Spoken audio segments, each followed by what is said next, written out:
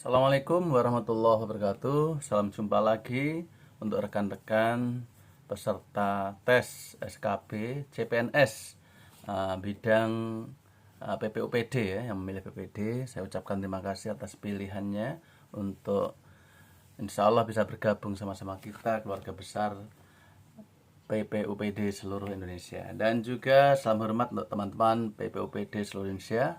Kita semangat semuanya. Melanjutkan pada soal tentang PP 12 tahun 2017 tentang pembinaan dan pengawasan. Yang pertemuan lalu soal nomor 1 sampai 10. Dan sekarang karena ini sangat penting sekali untuk PPOPD, maka kita buatlah 2 sesi, 20 soal. Nah, sekarang soal nomor 11 dan 20 karena ada pembahasan, jadi agak panjang sedikit seperti yang sesi pertama kemarin. Jangan lupa subscribe, yang belum loncengnya dibunyikan silakan. Juga like, share, mudah-mudahan ilmunya ini bermanfaat turut menyebarkannya. Dan jangan lupa komen di ruang komen atau di bawah ya. Contoh soal SKB pembinaan dan pengawasan. Contoh soal nomor 11 sekarang, melanjutkan yang kemarin.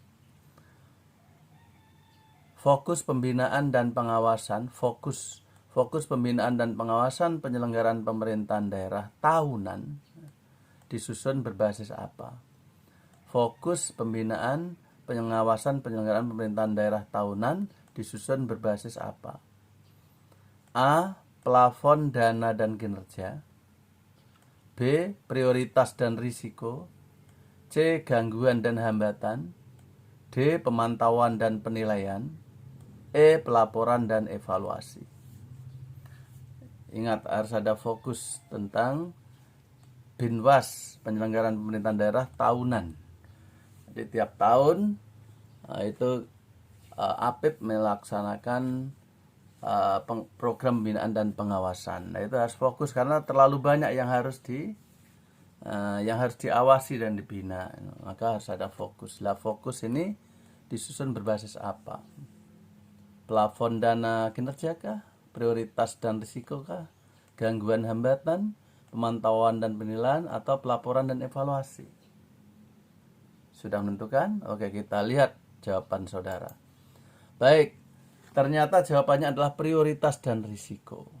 Ini boleh dilihat pasal 12 ayat 3 butir A. Jadi perlu saya sampaikan kepada teman-teman bahwa perlu ada fokus tentang pembinaan dan pengawasan tahunan. Nah, perencanaannya harus fokus karena saya katakan tadi bahwa sangat banyak yang harus dibina dan diawasi. Berarti harus ada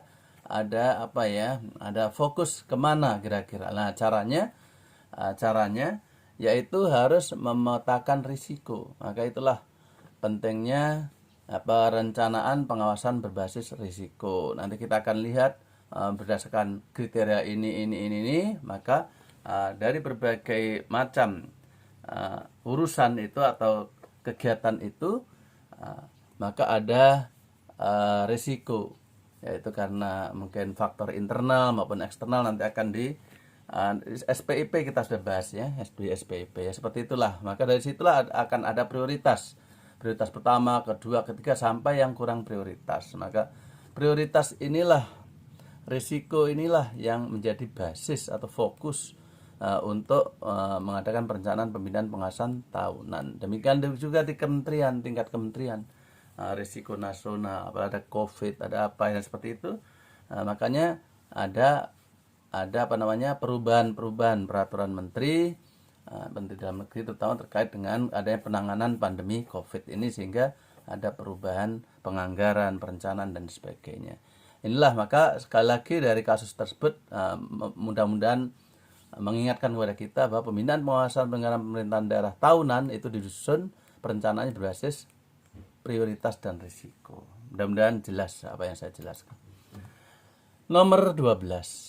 Perencanaan pembinaan dan pengawasan penyelenggaraan pemerintahan daerah 5 tahunan. Nah, 5 tahunan. Jadi perencanaan Binwas itu aja 5 tahun, ada yang 1 tahunan tadi. Perencanaan pembinaan dan pengawasan penyelenggaraan pemerintahan daerah 5 tahunan ditetapkan oleh Menteri Dalam Negeri dengan mengacu pada apa? Dasarnya untuk melakukan menyusun perencanaan Binwas penyelenggaraan pemerintahan daerah 5 tahunan ditetapkan oleh Menteri Dalam Negeri. Itu mengacu apa dalam menetapkan perencanaan? A. Rencana pembangunan jangka panjang daerah nasional, maaf. B. Rencana tata ruang wilayah nasional. C. Rencana pembangunan jangka menengah nasional. D. Rencana pembangunan jangka menengah daerah. E. Rencana tata ruang wilayah seluruh provinsi. Silakan. Dalam menyusun perencanaan Binwas 5 tahunan yang ditetapkan oleh Mendagri, itu mengacu pada apa? RPJPN, RTRW nasional, RPJMN, RPJMD, atau RTRW seluruh provinsi. Oke, kita lihat jawaban saudara. Nah, ternyata rencana pembangunan jangka menengah nasional, nah ini menurut pasal 12 ayat 4. Jadi rencana pembinaan 5 tahun, karena ini 5 tahunan, 5 tahun, 5 tahun itu jangka menengah. Itu cluenya untuk apa? Mengingat-ingat 5 tahun, tapi ini kementerian, tingkat kementerian, berarti nasional gitu. Sehingga pilih aja rencana pembangunan jangka menengah nasional atau yang 5 tahun ini ya. Nah, setiap calon presiden itu kan ada visi misi. Kemudian setelah terpilih ditetapkanlah 5 tahun pedoman pembangunannya, itu namanya rencana pembangunan jangka menengah nasional. Setelah Pak Jokowi naik, maka kepemerintahannya membuat rencana pembangunan jangka menengah nasional untuk mewujudkan visi misi Pak Jokowi. Ini contohnya begitu. Karena sekali lagi karena 5 tahun oleh menteri, maka pilihlah RPJMN. Nah, lihat pasal 12 ayat 4. Baik, soal nomor 13. Perencanaan pembinaan dan pengawasan penyelenggaraan pemerintahan daerah tahunan ditetapkan paling lambat kapan? Nah, perencanaan pembinaan dan pengawasan penyelenggaraan pemerintahan daerah tahunan, ini tahunan. Nah, setiap tahunan ini ditetapkan paling lambat kapan? A. Awal bulan April, akhir bulan April, C. Awal bulan Mei, D. Akhir bulan Mei, E. Awal bulan Juni. Kalian harus membaca ya PP 12. Semuanya harus membaca karena isinya dari PP 12. Baik, kita lihat perencanaan Binwas penyelenggaraan pemerintahan daerah tahunan paling lambat kapan ditetapkan? Nah, akhir bulan April. Akhir bulan April. Jadi di soalnya tadi agak keliru, tadi belum diperbaiki ya. Harusnya ini A di atas, ini dihapus. Nah, biar akhir bulan April. Nah, saya dari guru jadi harus jangan A terus B terus ya. Jadi ada komposisi yang cocok ya. Ada A berapa, B berapa dari sekian soal gitu. Baik, tidak apa-apa. Yang penting tahu ini jawabannya. Perencanaan pembinaan dan pengawasan penyelenggaraan pemerintahan daerah tahunan ditetapkan paling lambat akhir bulan April. Lihat pasal 12 ayat 5. Itu perencanaan untuk tahun berikutnya ya. 13. Menteri Dalam Negeri dalam menyusun perencanaan pembinaan dan pengawasan penyelenggaraan pemerintahan daerah tahunan mempertimbangkan masukan dari siapa? Tadi Mendagri tadi kan menyusun perencanaan pembinaan pengawasan pemerintahan tahunan. Jadi setiap tahun Mendagri itu menyusun menjadi pedoman APIP. Nah, di daerah, inspektorat daerah termasuk yang di pusat ya. Nah, itu menyusun rencana pembinaan dan pengawasan penyelenggaraan pemerintahan tahunan. Itu dalam menyusun itu mempertimbangkan masukan dari pejabat siapa. Nah, ini kecuali, berarti yang bukan. Mempertimbangkan siapa saja, mana yang bukan. Oke. A. Kepala Kementerian Teknis. B. Kepala Lembaga Pemerintahan Non-Kementerian. C. Kepala Badan Perencanaan Pembangunan Nasional Bappenas. D. Gubernur. E. Bupati Wali Kota. Jadi kalau istilah-istilah ini sudah saya bahas di materi-materi pembahasan sebelumnya yang belum sebelum soal ya. Oke. Menteri Dalam Negeri yang menyusun Binwas perencanaan pembinaan dan pengawasan penyelenggaraan pemerintahan tahunan itu menerima masukan-masukan kepada dari pejabat-pejabat. Lah yang tidak termasuk pejabat tersebut mana? Nah, ini yang kecuali. kementerian teknis, kepala lembaga pemerintahan non kementerian, misalnya badan itu misalnya. Kemudian kepala Bapenas, gubernur, bupati, wali kota.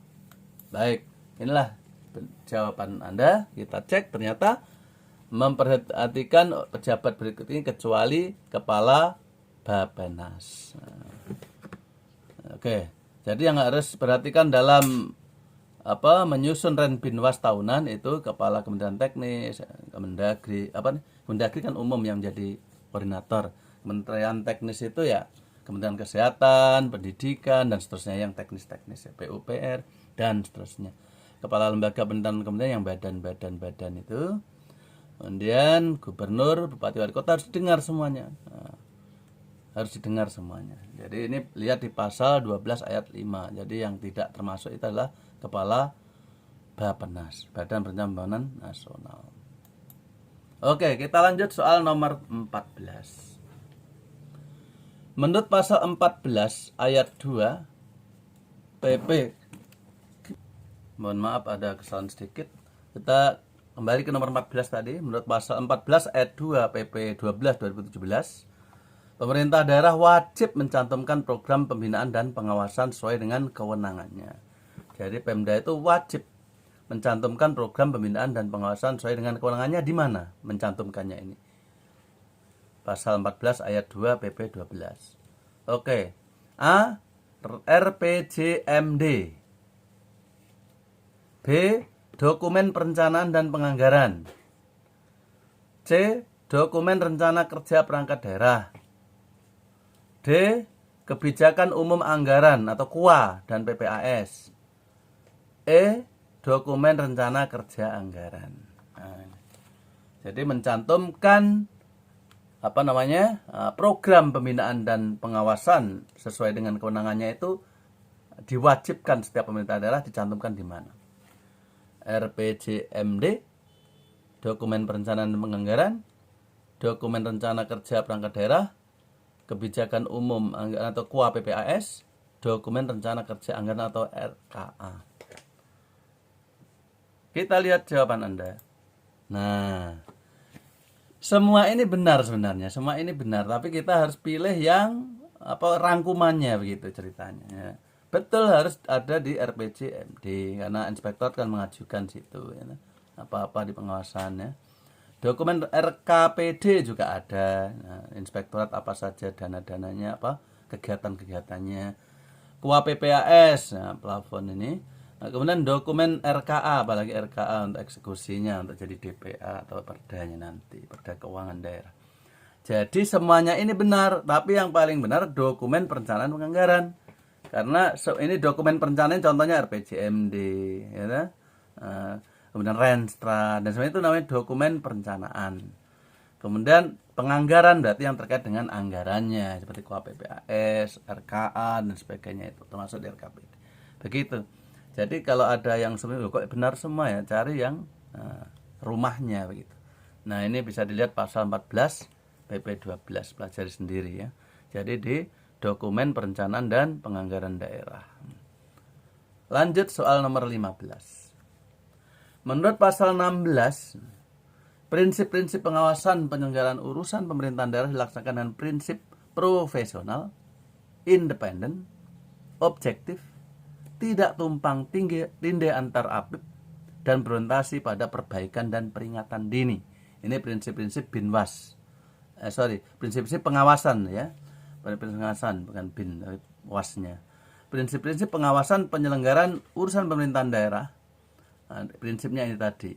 Harus profesional, lakukan dengan profesional sesuai dengan aturan, independen, tidak terpengaruh dari yang apapun, objektif harus sesuai dengan apa yang ada di lapangan, tidak tumpang tindih antar APIP, karena APIP itu kan ada APIP inspektorat provinsi daerah, jangan sampai tumpang tindih apa yang sudah diawasi oleh inspektorat provinsi ya nggak usah lah yang di daerah dan seterusnya, atau sebaliknya dan seterusnya. Misalnya orientasi pada perbaikan dan peringatan dini. Nah ini yang saya tanyakan. Orientasi pada perbaikan dan peringatan dini itu artinya apa? A. Memberikan rekomendasi perbaikan atas temuan sementara. B. Memberikan rekomendasi pengembalian atas kerugian keuangan negara. C. Memberikan rekomendasi atas kebijakan yang tidak sesuai dengan SPM dan SPK. D. Mendampingi badan pemeriksa keuangan saat mengadakan audit. E. Mencegah terjadinya kesalahan pada penyelenggaraan urusan daerah. Jadi yang dimaksud dengan perbaikan dini, nah, itu apa? Early warning, nah, itu artinya apa? Oke. Nah, artinya ternyata mencegah terjadinya kesalahan pada penyelenggaraan urusannya. Mencegah, pencegahan, ini yang penting. Kalau sudah memberikan rekomendasi perbaikan atas temuan sementara, nah ini ketika kita proses pengawasan, pemeriksaan, itu ada namanya atensi notisi untuk meminta tanggapan. Ini sementara yang kita temukan, biar tanggapi, siapa tahu ada perbaikannya. Itu ketika proses pengawasan. Memberikan rekomendasi pengembalian atas kerugian keuangan negara itu berarti sudah terjadi baru membalikan. Padahal ini peringatan dini. Nah, memberikan berarti nggak cocok. Memberikan rekomendasi atas kebijakan yang tidak sesuai dengan SPM dan SPK. Kebijakan, nah ini berarti rekomendasi dari hasil pengawasan, laporan hasil pengawasan. Kemudian mendampingi BPK berarti sudah lewat. Yang dimaksud perbaikan dini itu adalah agar kita ini ada upaya-upaya mencegah terjadinya kesalahan pada penyelenggaraan urusan pemerintah, urusan daerah. Antara lain itu tadi, ya, temuan sementara tadi ini sebenarnya termasuk ini ya, termasuk karena di proses kita sudah minta untuk perbaikan. Gitu. Ada lagi consulting, fungsi konsultasi itu penting. Inspektorat lakukan, Habib lakukan agar ada agar pemerintah daerah itu yang menjalankan OPD ini, perangkat daerah ini bisa menjalankan dengan baik. Harus kita bisa konsultasi melalui inspektorat di layanan konsultasi. Itu dalam rangka untuk perbaikan dini tadi antara lain. Selain tadi rekomendasi sebelum laporan yang ada atensi atau notisi, temuan sementara. Demikian nomor 15. Nomor 16, pembinaan dan pengawasan kepala daerah terhadap perangkat daerah dibantu siapa? Pembinaan, pengawasan, kepala daerah sebenarnya mengawasi ya, Binwas kan kepala daerah. Bisa gubernur, bupati, tapi dibantu oleh perangkat daerah. Lah perangkat daerah itu siapa? A. BPK, B. DPRD, C. Inspektorat Daerah Provinsi, Kabupaten atau Kota, D. Badan Pengawas Keuangan dan Pembangunan BPKP, Badan Pengawasan Keuangan dan Pembangunan, E. Komisi Pemberantasan Korupsi atau KPK. Siapa yang membantu kepala daerah dalam mengawasi perangkat-perangkat daerahnya?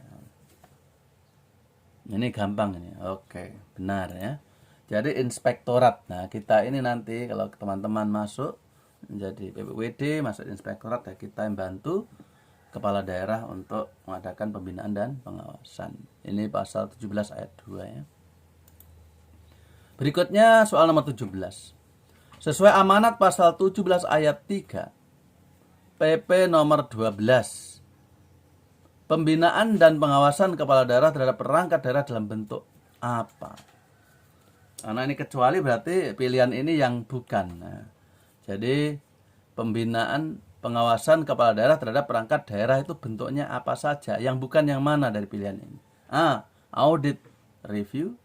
B. Monitoring evaluasi. C. Pemantauan dan BIMTEK. D. Tindak lanjut rekomendasi temuan BPK. E. Bentuk pembinaan dan pengawasan lainnya menurut undang-undang. Jadi sengaja saya koma-koma biar lengkap karena ini latihan soal sifatnya. Jadi kalau bisa apa yang ada di situ itu lengkap yang ada di peraturan. Jadi saya koma-koma begini. Kalau di tes asli itu ya satu-satu saja, audit, monitoring gitu. Ini biar sambil belajar. Oke, yang tidak yang mana ini? Bentuknya apa yang tidak? Audit, review, oke, benar atau salah? Monitoring, evaluasi, benar atau salah? Pemanfaatan dan bimbingan teknis, tindak lanjut rekomendasi temuan BPK, atau bentuk pembinaan dan pengawasan lainnya. Oke, kita lihat. Ya, kita lihat pasal 17 ayat 3 itu bentuk-bentuk ya, pembinaan dan pengawasan kepala daerah terhadap perangkat daerah adalah audit review termasuk, MONEF, monitoring evaluasi termasuk, pemantauan dan BIMTEK termasuk, bentuk pembinaan dan pengawasan lain sesuai dengan peraturan termasuk. Yang tidak termasuk adalah tindak lanjut rekomendasi temuan BPK.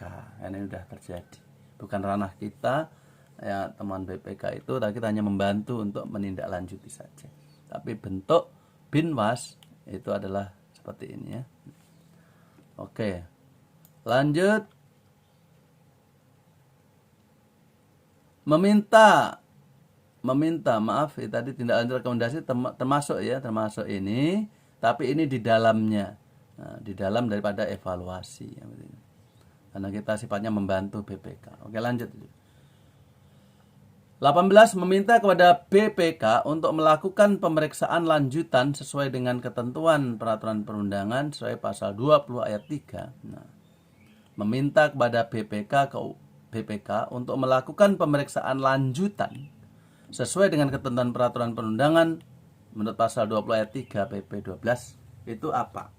Kewajiban DPR, wewenang DPR, hak DPR, usul DPR, atau pertimbangan DPRD. DPRD maksudnya ya, daerah. Kewajiban DPRD, wewenangan DPRD, hak DPRD, usul DPRD, pertimbangan DPRD. Meminta kepada BPK untuk melakukan pemeriksaan lanjutan. Termasuk yang mana? Baik.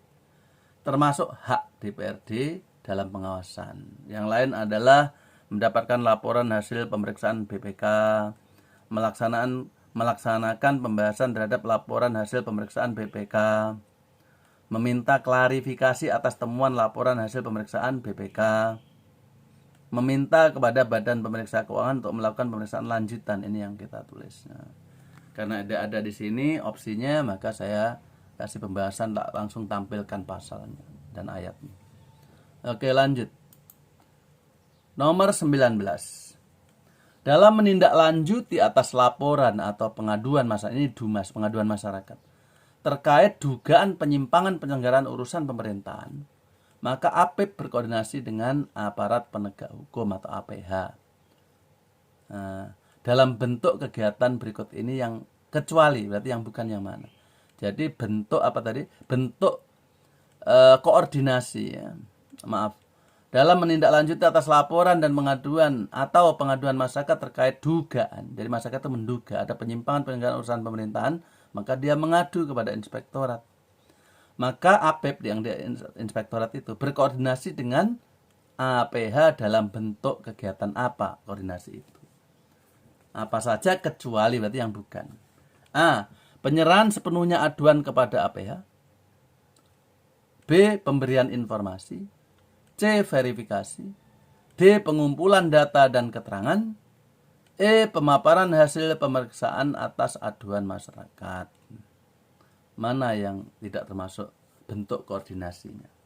Penyerahan sepenuhnya aduan kepada APH, pemberian informasi, verifikasi, pengumpulan data dan keterangan, atau pemaparan hasil pemeriksaan atas aduan masyarakat. Yang bukan yang mana, kalian kecuali. Oke, yang bukan ada penyerahan sepenuhnya aduan kepada APH, enggak, bukan. Kita koordinasi, jadi bukan penyerahan sepenuhnya.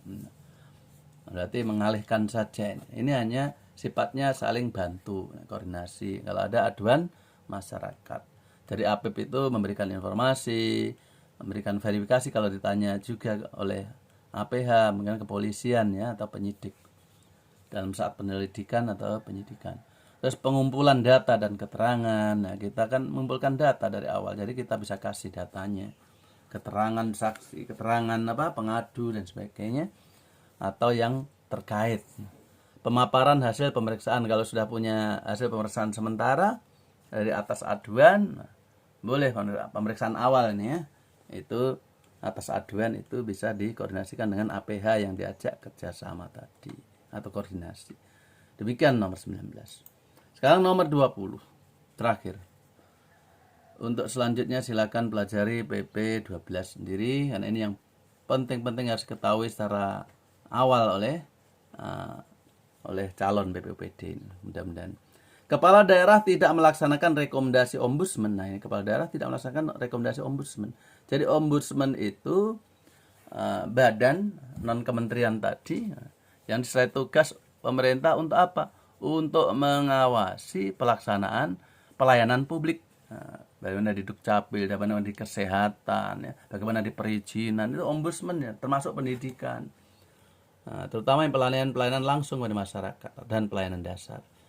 Itu ombudsman diberi tugas untuk memantau dan menerima aduan masyarakat yang menerima pelayanan tersebut. Nah, misalnya adu. Nah, dalam hal ini di soal kepala daerah tidak melaksanakan rekomendasi ombudsman. Jadi ombudsman telah melakukan aduan, ada rekomendasi kepada kepala daerah atau perangkat daerah yang melaksanakan pelayanan itu untuk diperbaiki atau ditindaklanjuti dan dijawab agar atas aduan masyarakat tersebut. Tapi kepala daerah tidak merespon rekomendasi tersebut. Nah, yang tidak sesuai dengan standar pelayanan ini harusnya masyarakat kan mendapatkan pelayanan sesuai dengan standar pelayanan. Tapi tidak mendapatkan, mengadu kepada ombudsman kepada kepala daerah rekomendasi. Tapi kepala daerah misalnya tidak melaksanakan itu. Nah, maka kepala daerah mendapatkan sanksi apa ini? Dalam PP 12. A. Penghentian tunjangan. B. Pencekalan. Ada pencekalan ke luar negeri. Administratif, perdata, pidana. Yang mana kira-kira? Oke.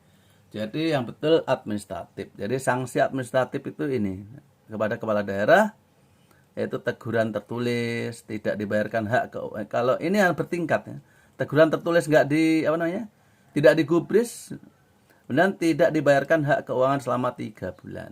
Nah, tidak dibayarkan keuangan selama 6 bulan, diperpanjang. Tidak lagi ditunda evaluasi rancangan perdanya. Bayangkan kalau perda itu sampai ditunda rancangannya untuk evaluasi.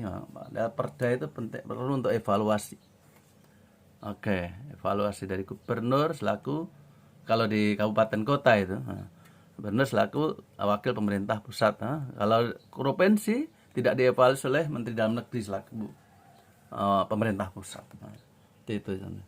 Dan pengambilan kewenangan perizinan, pengambil kewenangan perizinan diambil alih dari daerah tersebut. Kemudian penundaan atau pemotongan dana DAU tadi, dipotong DAU-nya atau DBH-nya, dana bagi hasilnya dipotong. Kita sudah bahas ini masalah keuangan daerah di di soal sebelumnya.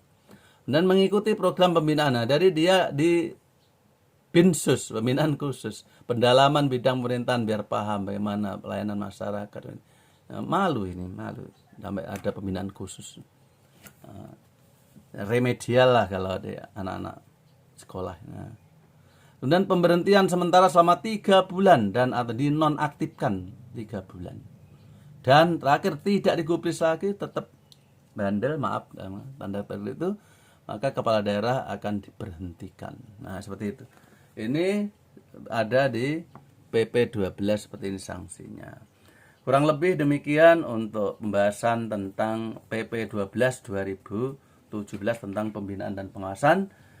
Untuk lebih dalamnya lagi silakan mendalaminya pada mendownload dan mempelajari PP 12 2017 tentang pembinaan dan pengawasan.